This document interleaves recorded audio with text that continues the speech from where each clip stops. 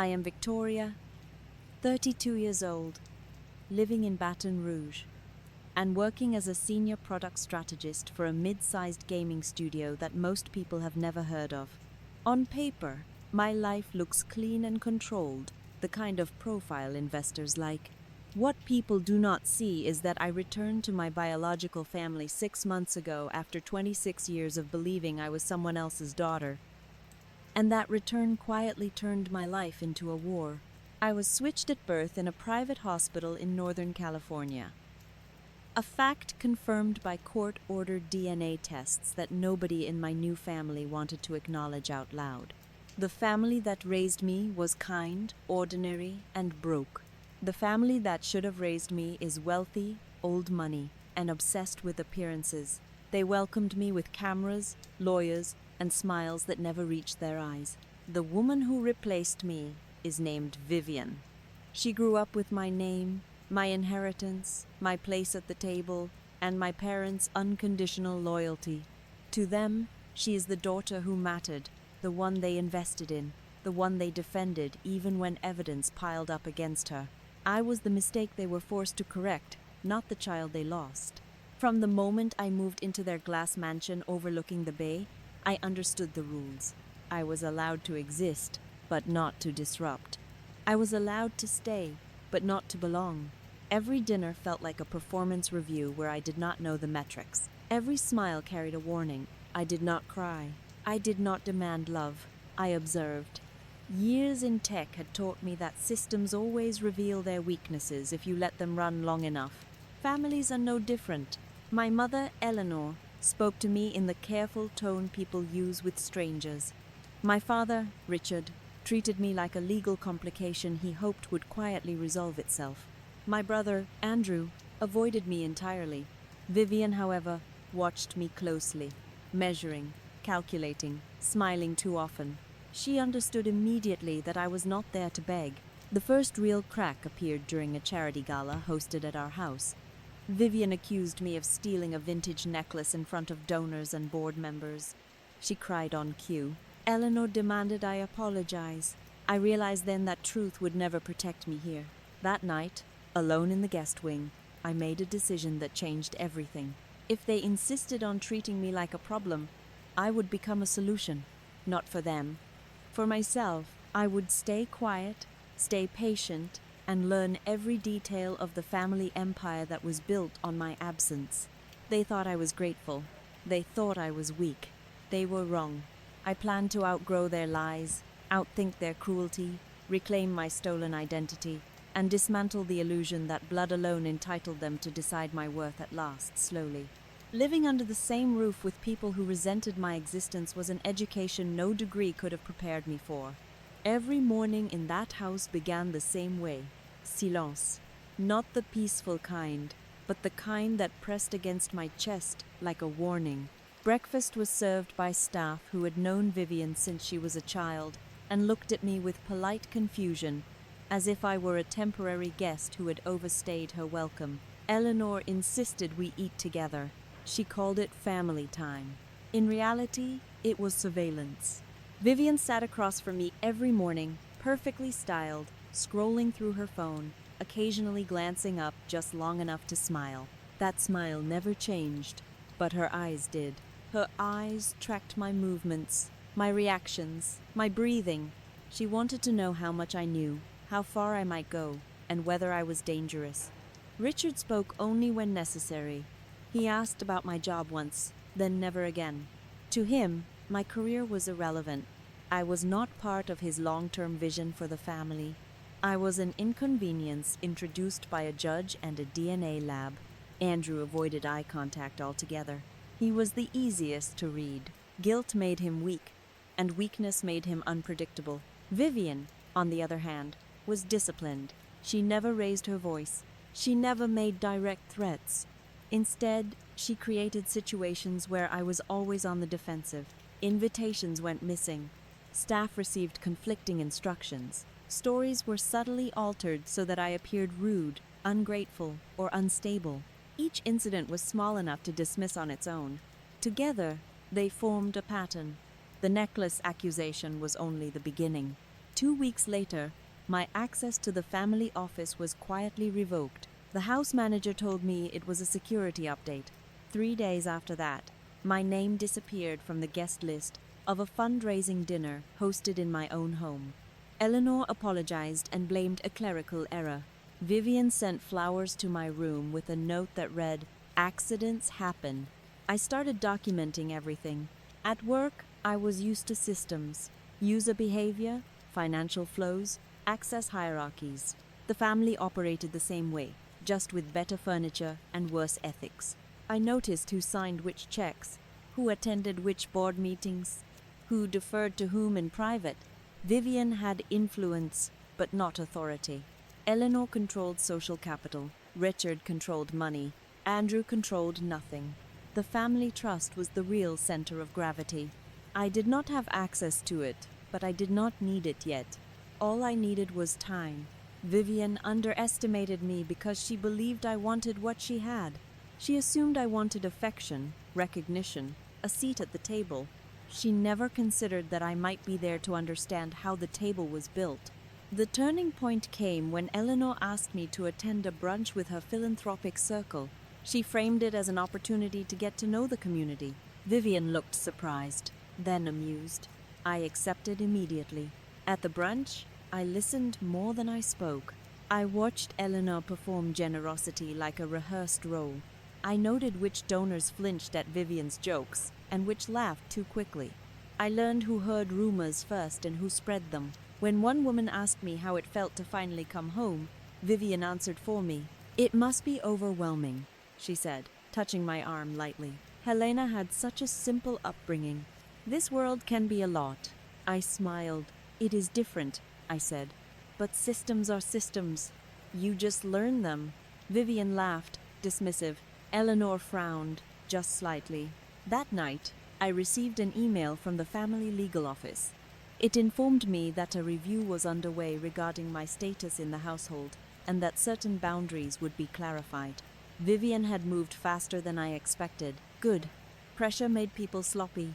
I replied politely, asked no questions, and forwarded the message to a private folder I had created weeks earlier. I labeled it evidence. Because if they wanted to define my place, I intended to redefine the entire structure. And this time, I would not do it quietly. The legal review was supposed to intimidate me. That was obvious. Vivian wanted me nervous, reactive, eager to prove I deserved to stay. Instead, it clarified something I had only suspected before. They were not planning to integrate me. They were preparing to contain me. I started moving differently after that email. I stopped trying to blend in. I dressed sharper. I spoke less. I made myself harder to read. People always mistake silence for weakness, especially in families where power has never been questioned.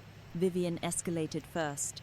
She began planting concerns about my mental stability. It started subtly. Eleanor would ask if I was sleeping well. Andrew would mention, awkwardly, that Vivian was worried I seemed isolated. A housekeeper quietly asked if I needed tea for stress. The narrative was forming without my participation. I recognized it immediately. Gaslighting dressed up as concern. A classic tactic when outright accusations fail.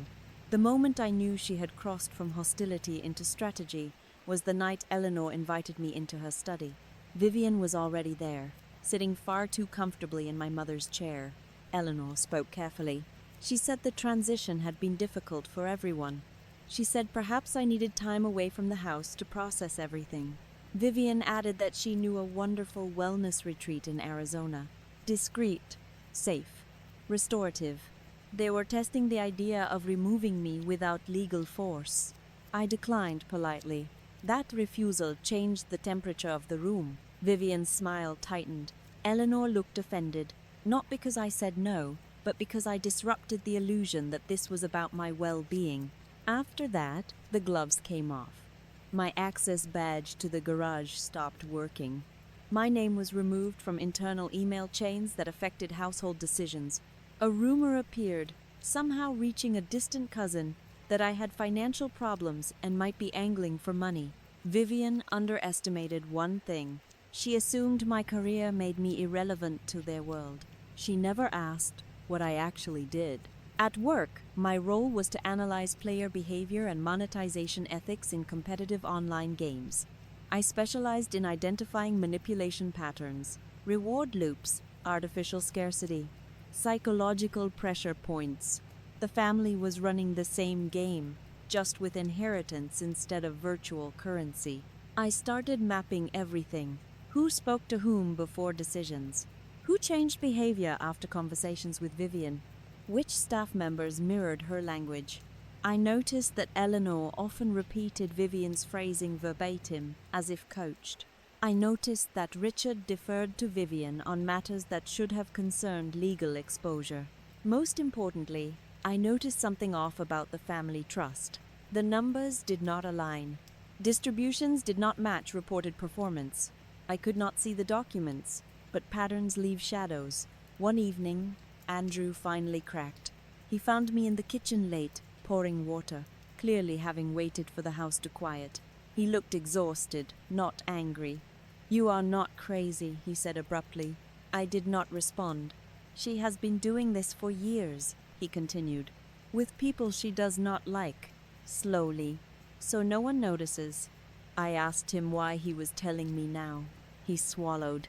"Because she is scared of you." That was confirmation. Andrew did not offer help. He did not apologize. He simply warned me that Vivian had convinced Eleanor I was preparing a lawsuit. The irony almost made me laugh. The next attack came at a public event. At a foundation board dinner, Vivian announced that she would be stepping into a leadership role traditionally reserved for biological heirs. She framed it as continuity. Eleanor praised her adaptability. Richard nodded. Then Vivian turned to me, smiling sweetly, and said she hoped I understood that some responsibilities required long-standing relationships and trust. It was a dismissal wrapped in applause. I waited until the end of the evening. As people were leaving, I approached one of the board members Vivian had tried hardest to impress, a man who had asked me earlier about my work. I answered his questions honestly. I did not mention Vivian at all. 2 days later, he requested a private meeting with Richard. The atmosphere shifted after that. Vivian became careful. Eleanor became distant. Richard started asking questions. Pressure was changing direction. Vivian responded the only way she knew how. She accused me of leaking private family information to investors. This time, she brought evidence. Screenshots, messages taken out of context. Eleanor was furious. Richard was silent in a way that meant legal counsel was involved. I did not defend myself emotionally. I asked for a forensic review. Vivian did not expect that. The review revealed the messages were altered. Metadata did not match. The source device was traced back to a secondary phone registered under Vivian's assistant. The room went quiet. No apology followed. No admission. Eleanor said nothing. Vivian cried. Richard declared the matter closed. But something broke that day. They stopped pretending I was fragile. And I stopped pretending I was alone, because I had learned enough. And soon, I would stop reacting. I would start deciding. After the forensic review, the house felt different. Not calme. Sharper. Like a room after a glass breaks and nobody moves, afraid of cutting themselves. Vivian stopped provoking me publicly. Instead, she watched. Eleanor withdrew into polite distance. Richard became attentive in a way that suggested calculation, not care. They were reassessing me. I used that time carefully. I requested access to archived family documents under the pretense of understanding my legal standing. Richard agreed, likely advised that transparency would make me easier to manage. He underestimated how quickly I could read patterns once the data was visible. The trust was not just mismanaged, it was being siphoned. Vivian had been routing funds through auxiliary foundations she controlled indirectly, using Eleanor's social cover and Richard's authority to mask the transfers. It was elegant, slow, designed to look like philanthropy while consolidating power. More importantly, it was illegal. I did not confront anyone. I copied everything. Vivian sensed the shift before she saw it. She started appearing in my space unexpectedly. Casual conversations, forced warmth, She asked about my childhood. She complimented my work. She offered collaboration. I declined without hostility. When manipulation fails, escalation follows. She arranged a private family meeting and framed it as reconciliation. Eleanor insisted. Richard attended. Andrew sat quietly, pale. Vivian spoke first. She said we had both been hurt by circumstances beyond our control. She said there was room for compromise. She proposed a financial settlement, a clean separation, enough money to disappear comfortably. They wanted me gone before regulators noticed anything.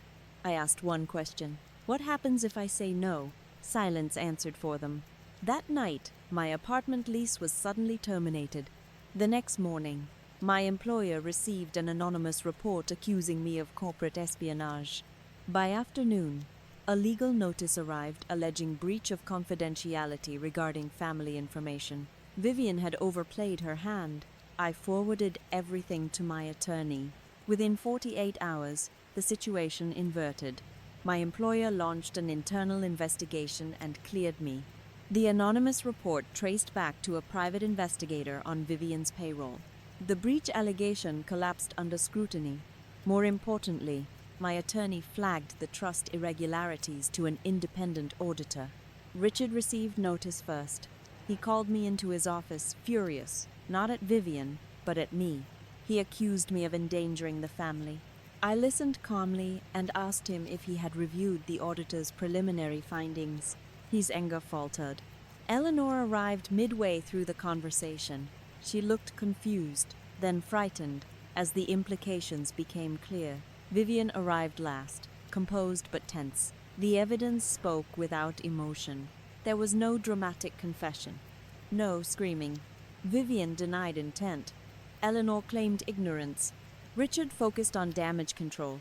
I told them I was not interested in revenge. That surprised them. I wanted control. I proposed a restructuring. Vivian would step down from all leadership roles. Eleanor would resign from public-facing boards. Richard would retain nominal authority but relinquish operational control to an external management firm. In exchange, I would not pursue criminal charges. They accepted because they had no alternative. Vivian looked at me then with something close to hatred, stripped of calculation. For the first time, she understood that I was not there to replace her. I was there to end the game she built. Within weeks, the house emptied. Public narratives shifted. Vivian left for Europe under the guise of education. Eleanor retreated into charity work. Richard aged visibly. I moved out quietly. I did not need the mansion. I needed closure. The family lost influence, not money. Vivian lost leverage, not dignity. Eleanor lost certainty. Richard lost illusion. And I gained something far more valuable than inheritance. I gained authorship over my own life. Which is why, when the final message arrived months later asking if I would consider reconciliation, I did not reply. Some systems are not meant to be fixed.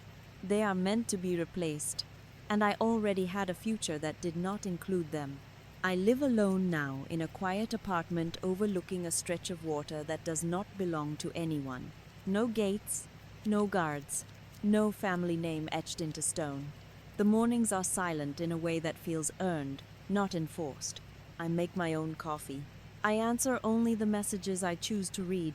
For the first time in my life, my nervous system is not bracing for impact. People assume that winning feels loud. They expect fireworks, public apologies, dramatic reconciliations. What I learned is that real victory is quiet.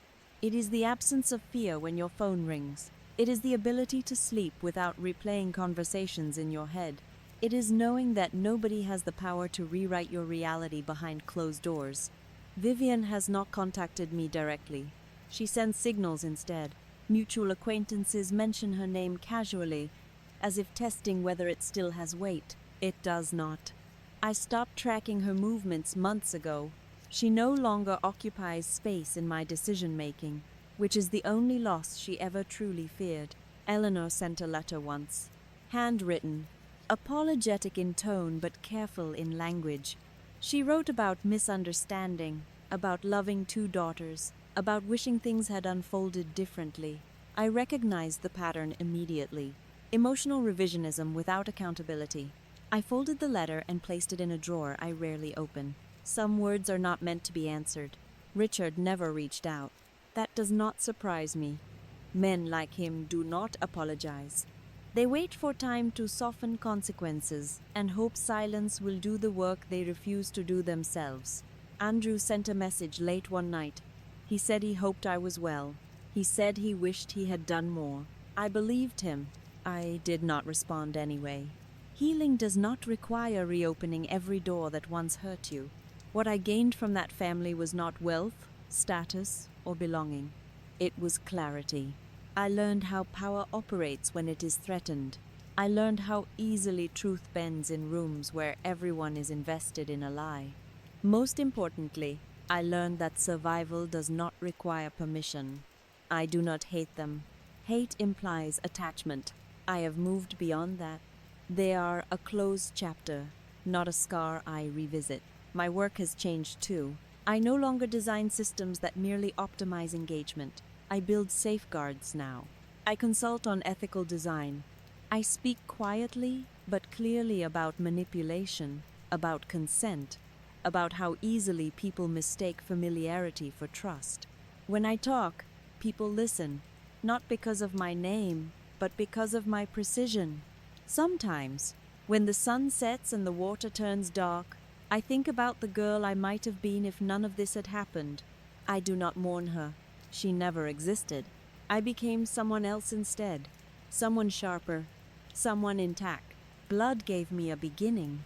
Choice gave me an ending. And if there is one thing I know with certainty now, it is this. I was never the problem they tried to manage. I was the variable they could not control.